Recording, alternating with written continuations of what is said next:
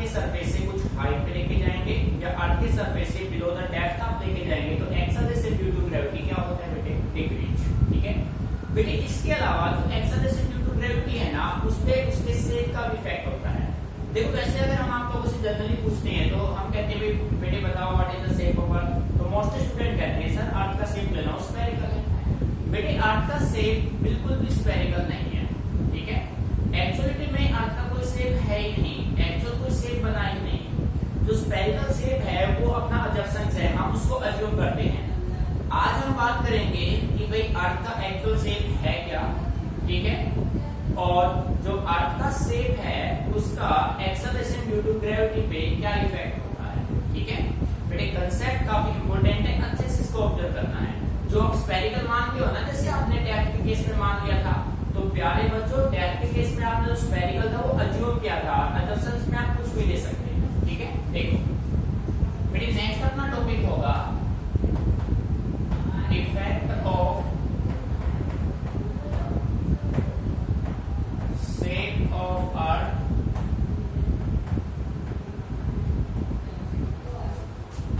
on the value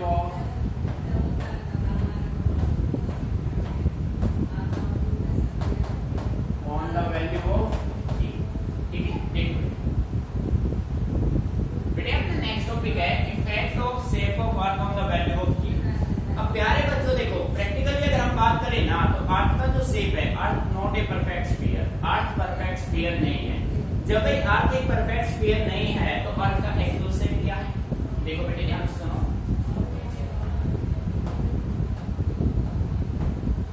earth is not ए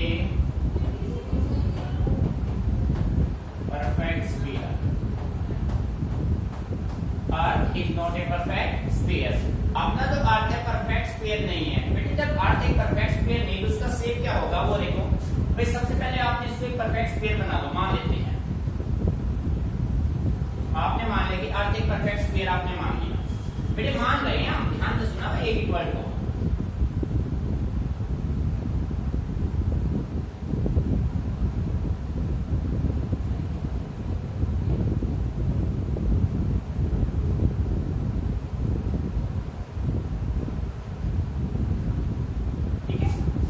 आपने मान लिया। अब जो अर्थ का एक्चुअलिटी, अब देखो बेटे ये जो लाइन होगा ना, ये होगा इक्वेटर लाइन और ये होगा पोल। ये क्या होगा, पोल। अब ध्यान से सुनना मेरी बात।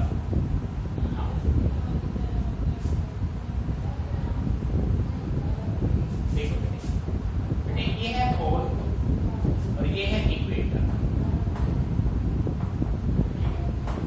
अर्थ के एक्चुअल शेप की अगर मैं बात करूं ना, ध्यान दीजिए बेटे, अर्थ के एक्चुअल शेप की अगर मैं बात करूं तो अर्थ का एक्चुअल शेप क्या है, तो पोल है ना, पोल। पोल से अर्थ है डिप्रेस, पोल से क्या है, डिप्रेस।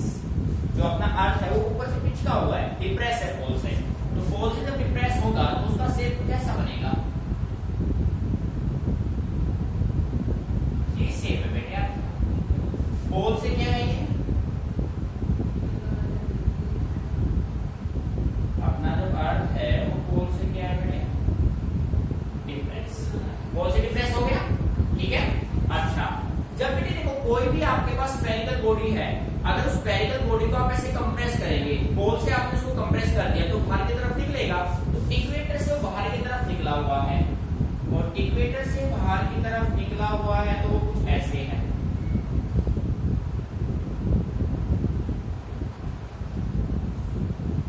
ऐसे हाँ भी कुछ इफेक्ट देगा।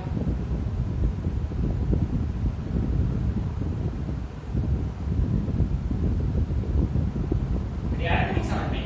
और ये है अर्थ का एक्चुअल शेप, यानी कि depress at pole, depress at पोल। और बेटे ये हो गया bulb out, bulb out at और ये हो गया सेंटर। अर्थ के एक्चुअल शेप की हम बात करें ना तो एक परफेक्ट स्फीयर को पोल से डिप्रेस कर रखा है। जब पोल पोल से डिप्रेस करेंगे तो इक्वेटर से बाहर की तरफ निकलेगा। तो बेटे डिप्रेस है पोल पे और बल्क आउट है इक्वेटर पे। This is the actual shape of अर्थ। मेरी बात समझ आ रही है? तो अब आप प्रैक्टिकली देखो, जो रेडियस इक्वेटर है वो बेटे किससे ग्रेटर है? रेडियस पोल से। ठीक है, आपको अच्छे से क्लियर हो रहा है भाई? जब आपने एक परफेक्ट स्फीयर को पोल से डिप्रेस कर दिया तो बाहर की तरफ कहां से निकला? इक्वेटर से। और इसके केस पे आप कहते हैं radius of equator greater than the radius of pole by 21 kilometre. बेटे ध्यान दीजिए इस पे, यानी कि रेडियस ऑफ अर्थ इक्वेटर का ग्रेटर है पोल से, कितना ज्यादा है? 21 किलोमीटर। बेटे बात समझ में आ रही है? ये ध्यान रखना है, परफेक्टनेस है बिल्कुल। ठीक है, and we know that acceleration due to gravity g is equal to gm upon r square। बेटे ये होता है ना, it means acceleration due to gravity r के साथ कैसे वेरी कर रहा है? इनवर्सली। अरे हाँ या ना, इनवर्सली वेरी कर रहा है। तो प्यारे बच्चों, इसके बेस पे मैं ये कह सकता हूँ g equator less than g पोल।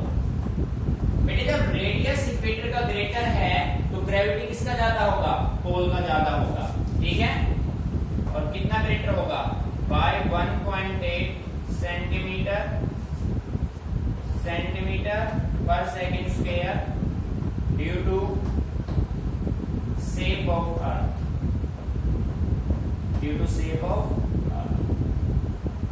सो प्यारे बच्चों, एक्चुअल जो शेप अर्थ का है ना, उसको कोई नाम आप नहीं दे सकते। आप ये कह सकते हैं earth is not a perfect sphere, it is depress at pole and bulk out at equator. Equator से बाहर की तरफ निकला हुआ है, पोल से इसको डिप्रेस कर रखा है। ठीक है, और बेटे आर इक्वेटर ग्रेटर है आर पोल से कितने डिस्टेंस से? 21 किलोमीटर से। ठीक है, ग्रेविटी का फॉर्मूला gm/r² होता है। अब आर इक्वेटर ग्रेटर है पोल से, ग्रेविटी रेडियस से कैसे वेरी कर रहा है? इनवर्सली। सो जिसका रेडियस ज्यादा होगा उसका ग्रेविटी क्या होगा? कम। सो ग्रेविटी मैक्सिमम कहां पे होगा? पोल पे। ठीक है बेटे, और ग्रेविटी का डिफरेंस कितना होगा? पोल पे इक्वेटर के कंपैरिजन में एक्सेलरेशन ड्यू टू ग्रेविटी कितना ग्रेटर होगा? 1.8 सेंटीमीटर पर सेकंड स्क्वायर। ठीक है बेटे, मोस्ट इंपोर्टेंट फैक्ट है, अच्छे से ऑब्जर्व करना है। अब आप कभी भी ये नहीं कह सकते कि earth is a perfect sphere, कभी भी नहीं कह सकते। उसका एक्चुअल शेप आपको क्लियर हो गया। Note it down carefully, concept को हमेशा माइंड में रखना है। ठीक है,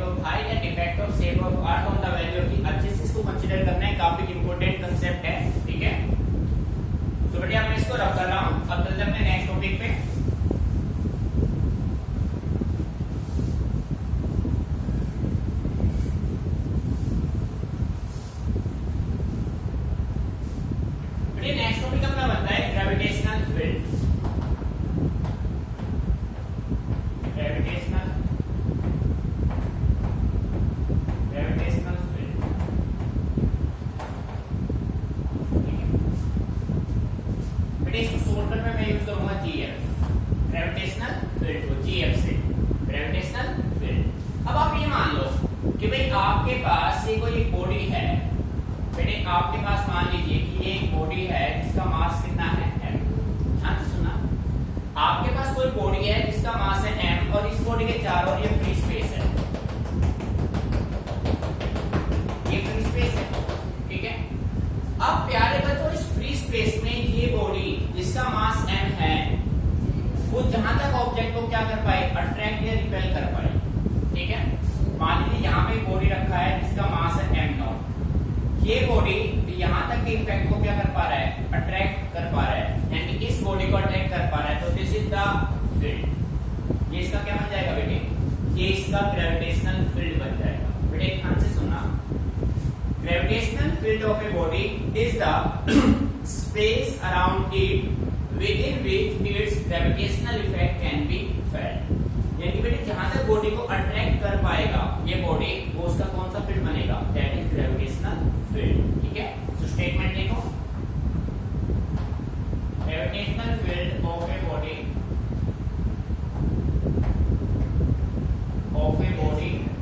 is the space around it within which its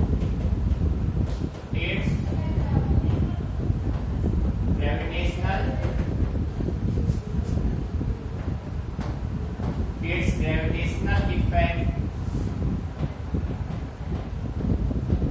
can be felt। Meaning आ रहा है समझ में? यानी कि ये बॉडी जहां तक ऑब्जेक्ट को अट्रैक्ट कर पाएगा वो उसका क्या बन जाएगा, फील्ड बन जाएगा। ठीक है बेटे, अब मान लो जहां पे कोई बॉडी था उसको ये अट्रैक्ट नहीं कर पाया तो उसके फील्ड में काउंट नहीं होगा। So gravitational field of a body is the space around it within which it's gravitational effect can be felt. जहां तक ये बॉडी ऑब्जेक्ट को अट्रैक्ट कर पाएगा ये उसका क्या बन जाएगा, फील्ड बन जाएगा। ठीक है बेटे, ऐसे अपना नेक्स्ट टॉपिक बनता है ग्रेविटेशनल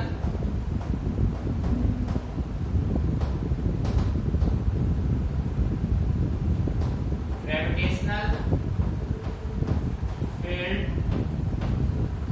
इंटेंसिटी। और बेटे इसका शॉर्टकट आप यूज करेंगे GFI। ठीक है, GFI, और इसका सिंबल होता है E। सिंबल इसका क्या होगा, E होगा। बेटे ध्यान से सुना, ग्रेविटेशनल फील्ड इंटेंसिटी GFI से रिप्रेजेंट करेंगे, सिंबल इसका क्या होगा, E होगा। ठीक है, अब भाई ग्रेविटेशनल फील्ड इंटेंसिटी क्या होता है, तो बेटे ध्यान दीजिए, डेफिनेशन में यहां पे राइट कर रहा हूं, gravitational field intensity at A point is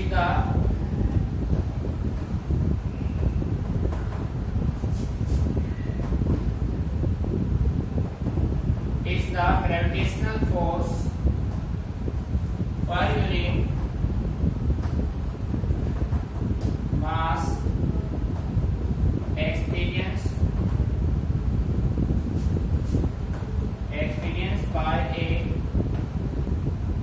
small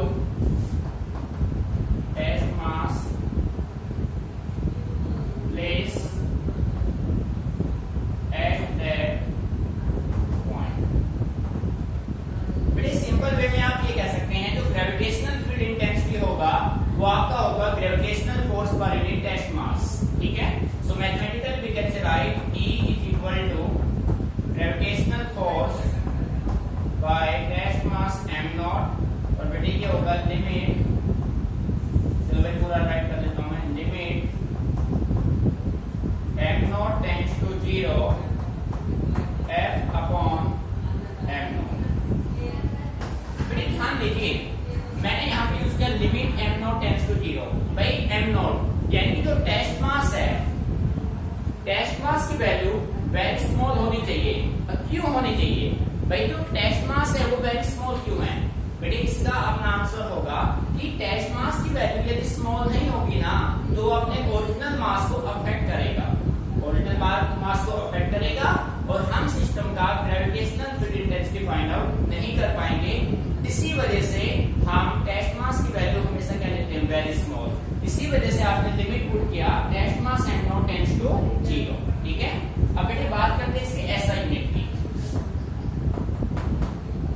GFI का SI यूनिट क्या होगा भाई, देखो बेटे फोर्स का न्यूटन, मास का केजी, तो न्यूटन पर केजी, न्यूटन पर केजी। बेटे बात समझ में आ रही है? अब बात करें क्वांटिटी कैसा है, तो बेटे ग्रेविटेशनल फील्ड इंटेंसिटी जो है वो आपका कैसा क्वांटिटी है भाई, वेक्टर क्वांटिटी है। ठीक है, और बेटे ग्रेविटेशनल फील्ड इंटेंसिटी का जो डायरेक्शन होगा वो सेम होगा in the direction of applied force on the test mass m0। देखो यहां पे मैं राइट कर देता हूं, E है same direction as that of force applied on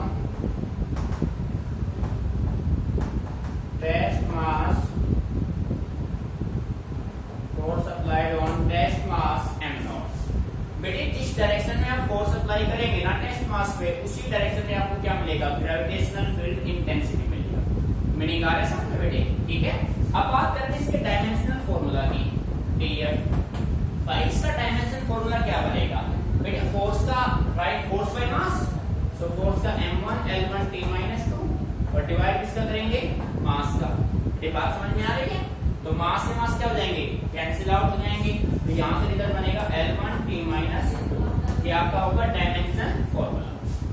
बेटे मेरे की हमें अच्छे से क्लियर, ठीक है। तो बेटे एक ही कंसेप्ट को समझना है। अब इस रिजल्ट का हम फर्दर यूज करेंगे अपने नेक्स्ट टॉपिक में। तो बेटे कंसेप्ट को अच्छे से समझना है, माइंड में सेट करना है। प्यारे बच्चों, ग्रेविटेशन में जो एक टॉपिक्स आप स्टडी कर रहे हैं ना, सिमिलर टॉपिक आपको मिलेंगे 12th इलेक्ट्रोस्टैटिक, जो कि आपका फर्स्ट यूनिट होगा 12th में। बेटे बस आपको करना, जिस बच्चे ने ग्रेविटेशन को अच्छे से स्टडी कर लिया, ये समझ लीजिए उसका इलेक्ट्रोस्टैटिक 40% अपने आप हो जाएगा। बस आपको करना क्या होगा, ग्रेविटेशनल के मास को इलेक्ट्रोस्टैटिक में चार्ज से रिप्लेस करेंगे, बाकी डायरेक्शन आपके सेम रहेंगे। मेरी बात समझ आ रही है। तो ग्रेविटेशन टॉपिक इसमें भी इंपॉर्टेंट है कि भाई आप 11th में पढ़ेंगे ग्रेविटेशन, तो इसके मास को रिप्लेस कर देंगे चार्ज से, तो इलेक्ट्रोस्टैटिक में काम आ जाएगा, ठीक है। Note it down carefully.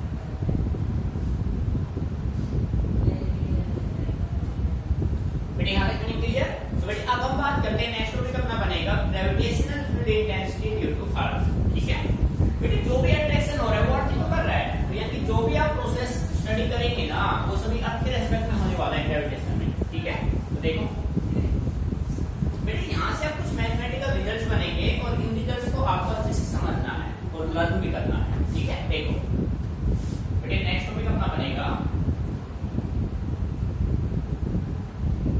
Next topic है अपना gravitational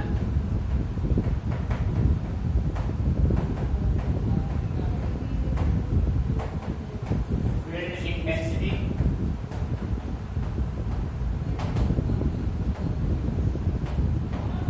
due to earth. Concept को समझिए, बहुत अच्छा टॉपिक है, ठीक है। हमें फाइंड आउट करना है gravitational field intensity due to earth, ठीक है। तो बेटे सबसे पहले हम मान लेते हैं, देखो अर्थ की मान लेते हैं, मान लिया बेटे, ये आपने मान लिया कि अपने पास हो गया अर्थ।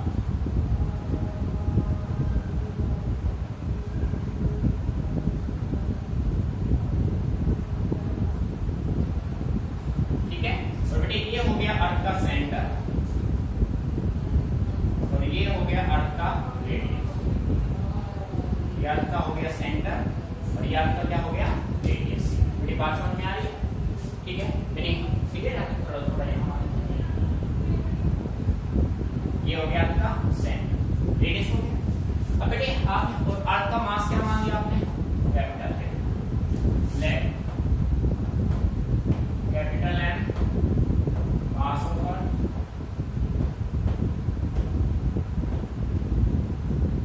कैपिटल आर रेडियस ऑफ अर्थ,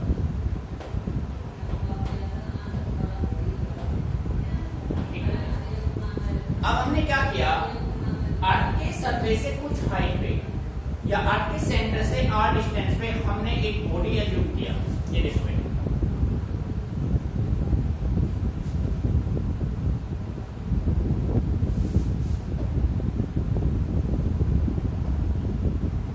पे आपने बॉडी मान लिया जिसका मास कितना है, स्मॉल एम है।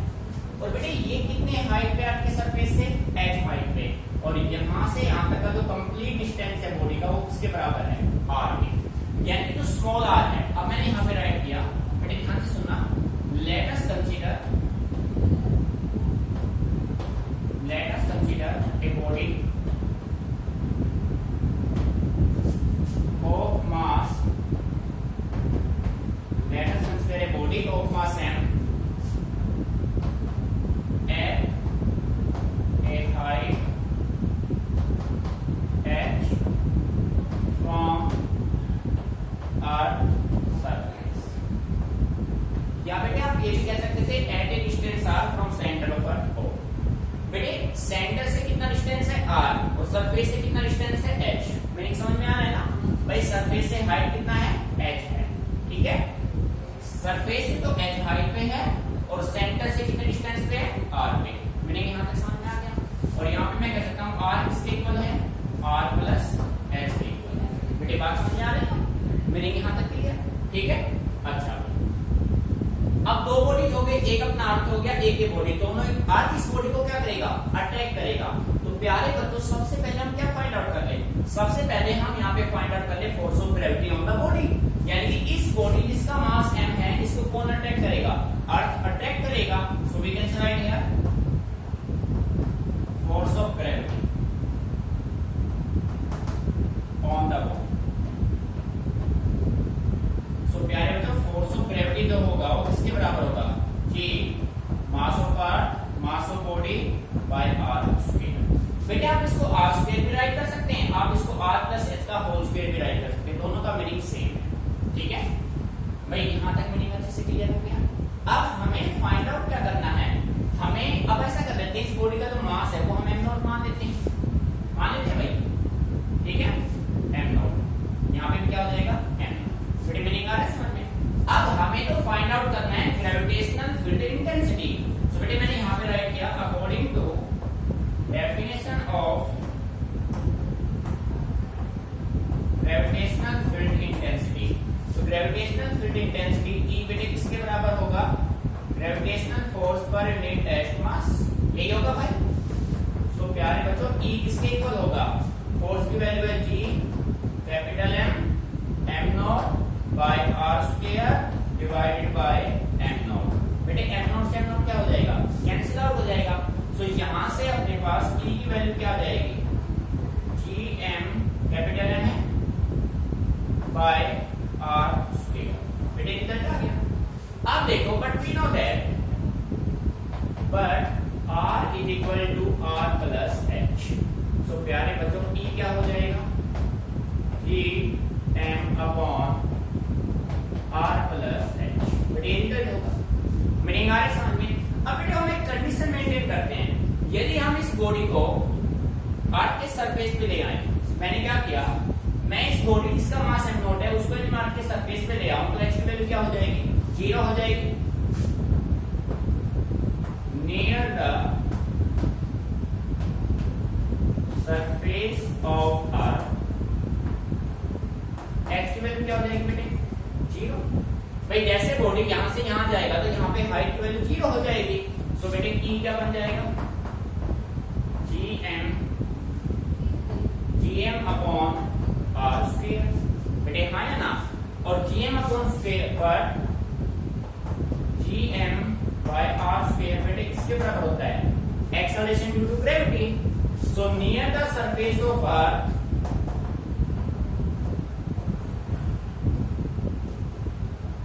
बेटे आए समझ में. Near the surface of earth the gravitational field intensity is equal to acceleration due to gravity. बेटे मीनिंग आ गई समझ में.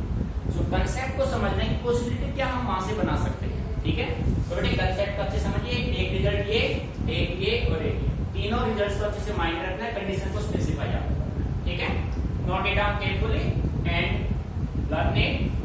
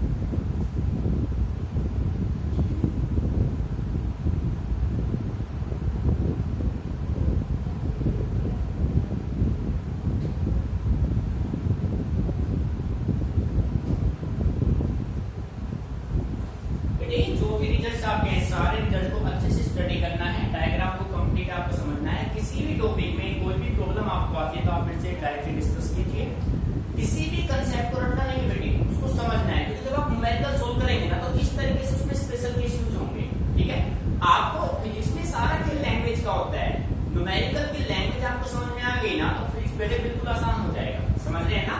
तो लॉजिक कंसेप्ट को समझना है कि वो हमसे क्या कह रहा है, उसके अकॉर्डिंग हमें आंसर पुट अप करना है, ठीक है बेटे। किसी भी टॉपिक में कोई भी प्रॉब्लम आती है तो आप मेरे से डिस्कस कीजिए, चीजों को समझ